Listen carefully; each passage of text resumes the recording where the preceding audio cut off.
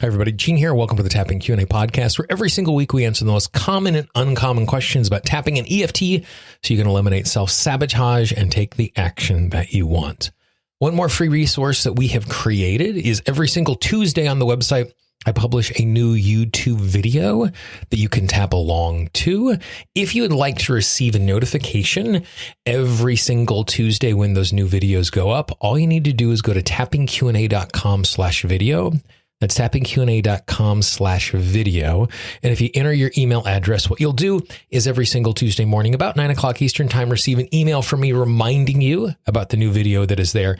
It's a super short email. Basically, it says, this is the topic of this week's video. Here is a link.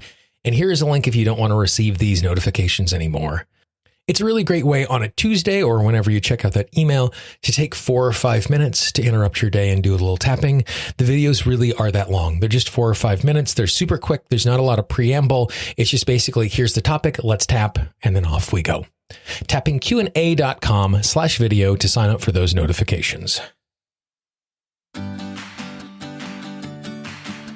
This is Gene Montrestill, and welcome to the Tapping Q&A podcast recorded live to tape from Williamsburg in Brooklyn. This is episode 432, originally aired February 19th, 2020. Hi, everyone. I hope this finds you well wherever you are and whatever time of day you're getting a chance to listen to this. Thanks for spending a little time with me.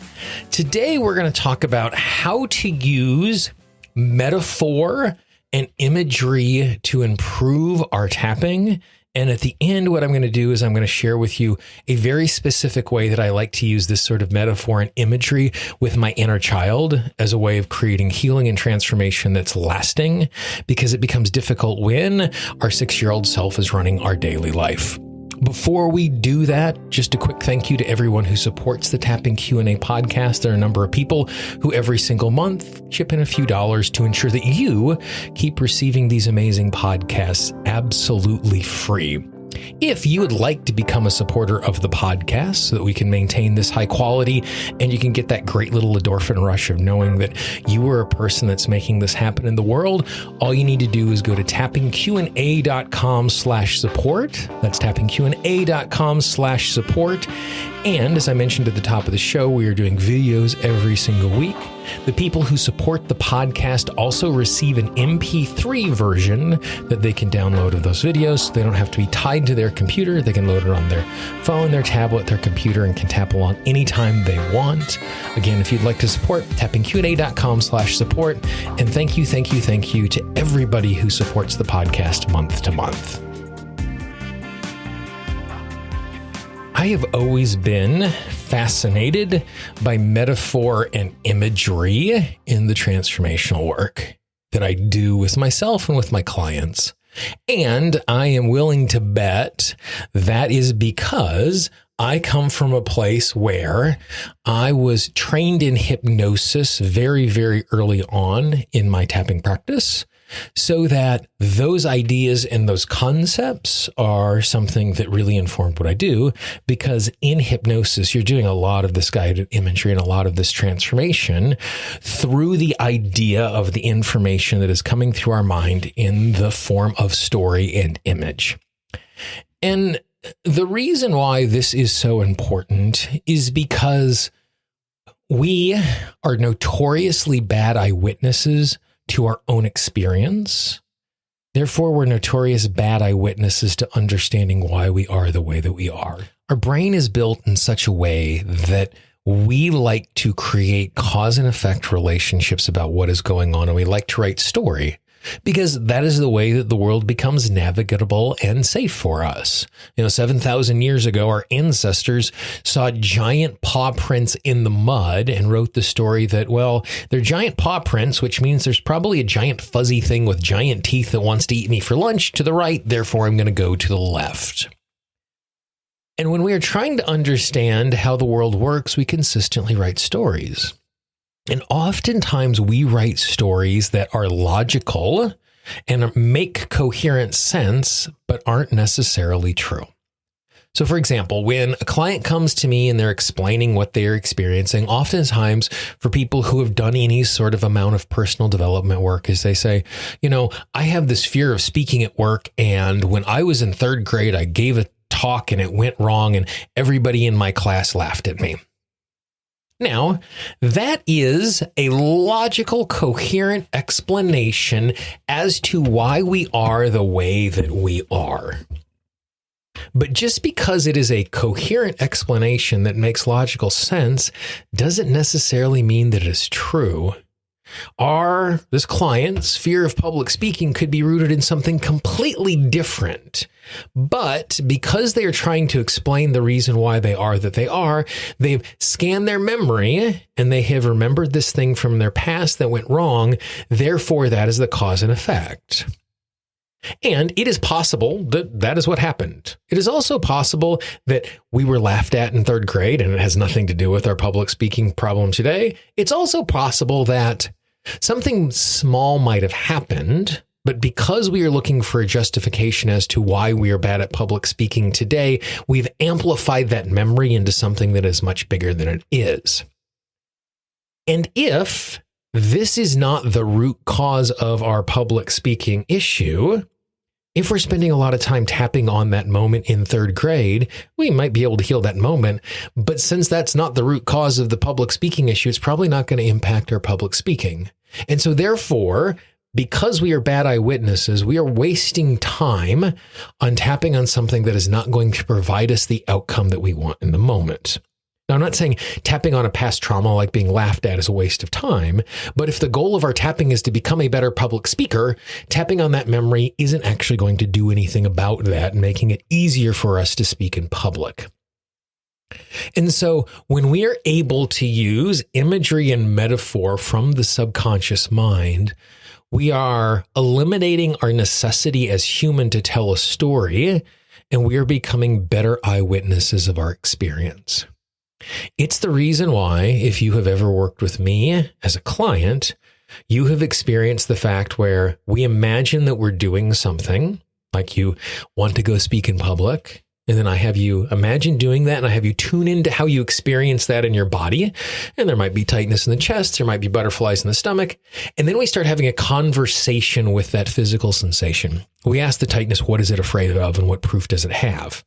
And so by doing this, what we're doing is we are disassociating our conscious mind, and we're giving our subconscious mind the opportunity to bring information forward.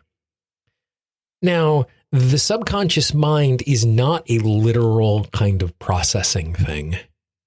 Instead, what it does is it writes a story which represents the truth of the body as it understands it. So it's telling its truth through a story. And this is the reason why we love really great books and movies and television shows, is because there is, even though they are stories that are not historically accurate, they can contain truth of the human experience, which makes it so that we're able to connect with and learn from it. You know, I think of the movie from 2 years ago or year ago, December, called Roma, which was about a native Mexican woman. So she was of an indigenous tribe. And the story is based in 1960 in a northern suburb of Mexico City.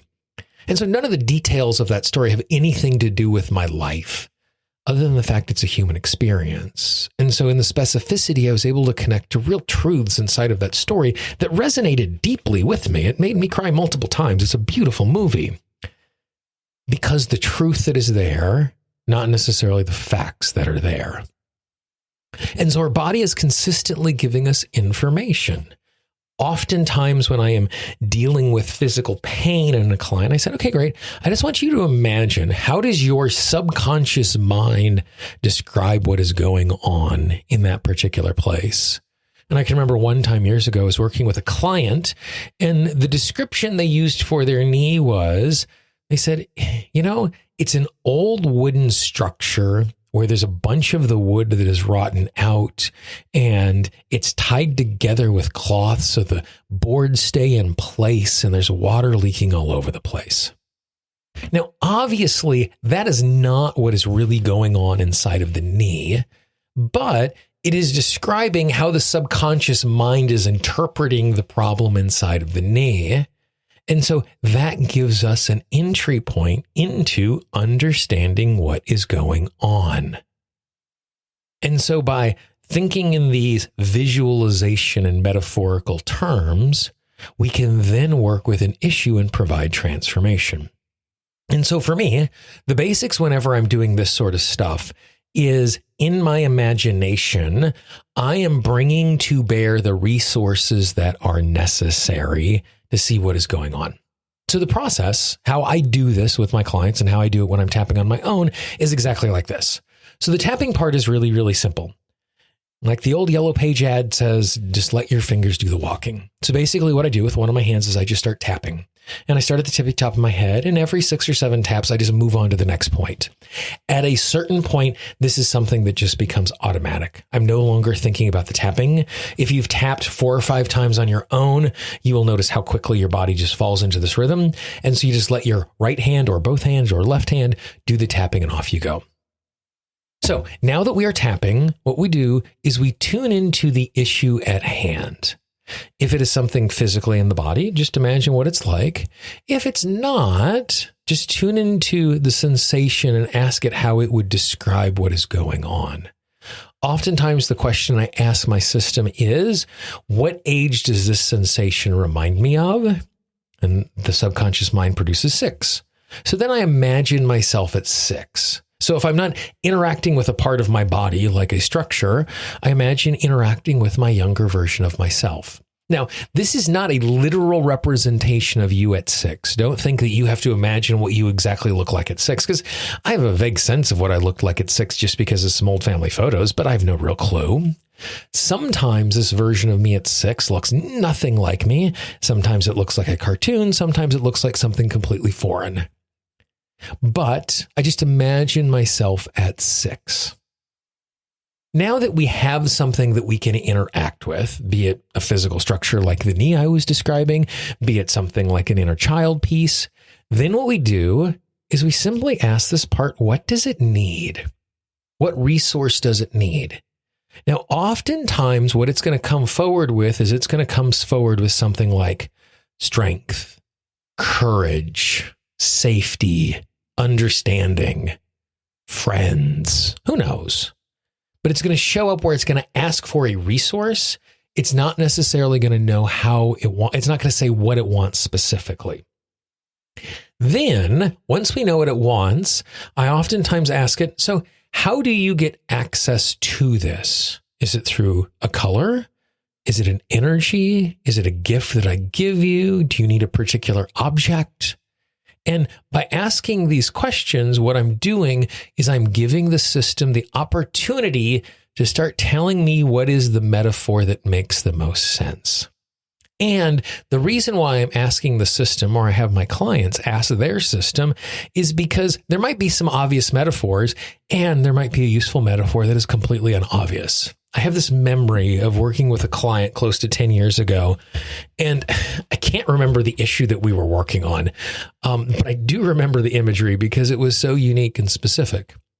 That as we were working on this sensation that was in, the physical sensation was in the throat. And as the client described it, she described it as being stuck in a cave underneath a waterfall that was rushing through the length of her throat and her body, and she was stuck in there. And I said, great. So what sort of thing, what sort of resource would be useful in this place? Do you need a rope out of there? Do you need an umbrella? Do you need something that will help you to fly away? And she paused for a moment. She said, I need Bruce Willis. Okay. So we brought Bruce Willis into the imagery, and Bruce did whatever he did. I wasn't in the image and I didn't ask the specific details, but that was the resource that was necessary for her to transform the metaphor into something that was helpful. Now, the image, the metaphor is unimportant. What is important is that we're bringing a resource to that place. And I have found that if someone is in a circumstance where they've tuned into their inner child and the inner child is feeling really scared and they need courage and they need confidence. And I say, great. So how does that show up? Do you need an energy to show up? And the client's like, yeah, energy. I'm like, great. If it was a color, what color is confidence? And they might say blue. And I said, if there's a symbol, what is the symbol for confidence? And they might say a muscle. I'm like, great. So I just want you to imagine this 6-year-old self of yours is just being showered with blue light and the symbol of a muscle as it brings confidence and courage to them. And so what I'm doing is I'm just creating a metaphor as a way of delivering that resource to them so they accept it. Now, I don't automatically assume it's working. So after we do this for a while, they then say, great, check back in with this part, check back in with the inner child. How does it feel? Does it feel more confident? Does it need more? And if they need more, then do we bring it to them in the same way or do we bring it somewhere else and we create a new metaphor? If they don't need confidence and courage, like what else do you need? And so basically what we're doing is we're checking in with this part and we keep asking it, what do you need? How is that delivered? What do you need? How is that delivered? What do you need? How is that delivered? And by recursively doing this and while tapping, what we're doing is through the metaphor, we are transforming the part so that it is able to navigate the world through the truth and understanding of what is going on.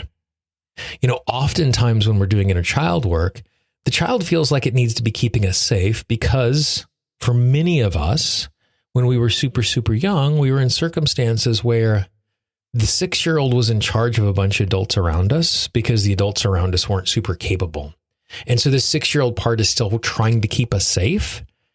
And oftentimes what we need to do is we just need to tell the child, you're no longer in charge, go play. And we create a playground for them to play in.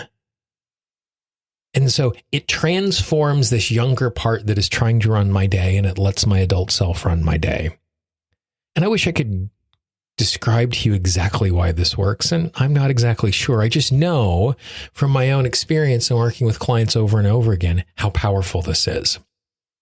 So basically all we're doing is we're tuning into our issue. We're asking our subconscious mind, how would you represent this? Once we have that representation, we ask that thing, what does it need? Sometimes we know instinctually, sometimes we ask it and we provide it and then we check back in. What else do you need? Did that work? Now, with inner child stuff, there are a number of metaphors that I have found to be super, super useful when we're dealing with a younger version of ourselves. The first thing that we create for children a lot, at least in my work, is we create safe places for them to play. Oftentimes populating it with children for them to play with. Because, as I described, oftentimes this younger part of us is trying to take care of us all the time, and it doesn't know how to do this. It doesn't know how to be a child. And so by creating this space that it can play in, makes it easier for the child, and we bring stuff to it. A second thing that I give inner child a lot is I create for the inner child a way to connect with our adult self so it can get our attention. Because since it was running the show and now it's not, it's afraid that it's going to be forgotten. And so oftentimes I say, great, what I want you to do is I want you to create a mechanism for the child, the 6-year-old part of you to get a hold of you. And it could be a cord that they pull that rings a bell. It could be when you notice a certain color in your environment. It could be a sight, a smell, a physical sensation. Create something for the child so it can get your attention. Then after we've created this mechanism, what we do is we have the inner child practice using it a couple of times to try it out, to make sure it is confident that it's going to work. Another thing that I often do with inner child is I give it tools so it can move forward, but these tools oftentimes are in the metaphor of what children love. And so in lots of cases, as I am taking care of my inner child and giving it a new resource, I give it a cape or a magic wand or superpowers, things that children would like to have. And in most cases, I ask the child, you need courage. How should courage show up? And I give examples. Do you need a cape? Do you need something to protect you? What is it? And the creativity and the imagination of the client, or the creativity and imagination of your subconscious, is going to bring something forward that is really useful. One that I've used occasionally, but not as much, is from this idea that comes from Philip Pullman's Dark Matter trilogy. In those books, it's a dimensional world, many worlds. And one of the worlds, all of the human's soul does not live inside of them, but it actually lives outside of them as a little animal that they're able to talk with. So they have this direct visual and audio connection with their soul. So they're able to interact with it in a different way. And so if I'm working with a client who's familiar with that, I'm going to lean into that. I'm going to use that. I have clients that are super sci-fi heavy or fantasy heavy. And so I just use whatever tropes that the person I'm working with really, really likes. I've had a client that has outfitted their little inner child self as a super spy because that's the vocabulary that made sense for them to equip them to make them healthy and safe in the world. So the metaphor itself is less important, like what the actual image we're using. What's more important is the story that is existing behind the metaphor that is equipping the part to make it easier to do. So to step back, we are notoriously bad eyewitnesses to our own experience and our intellectual understanding. When we are able to tune into our subconscious mind and pull forward information in a disassociated way, we're going to get a much clearer idea of what is going on. The subconscious mind works through the power of metaphor and story. Therefore, if we engage the subconscious mind through metaphor and story and imagery, we're going to be able to transform it on its terms, which is going to make that transformation deeper, longer lasting, and easier to manage. The other thing I've noticed about doing this sort of work is the more that you play with it, the more creative you become, because you come up with a silly idea and all of a sudden is useful. And like I said, what we're doing when we're doing all of this is we're tapping. And so what this does is it gives you one more tool and opportunity to go after an issue without having to know the initial sensitizing event or what we are feeling all the time in order to navigate this. And so it makes the transformation work easier because of the entry point that it has given us into dealing with it. So give this a try. I would love to hear your experience. As always, when I'm giving you a concept like this that has a huge piece of application, I'd love your feedback. I'd love to hear the metaphors that you use. I'm always trying to add new metaphors to my toolbox to offer to my clients as options, because the more options I have to offer them, the more space I'm giving them to be creative themselves.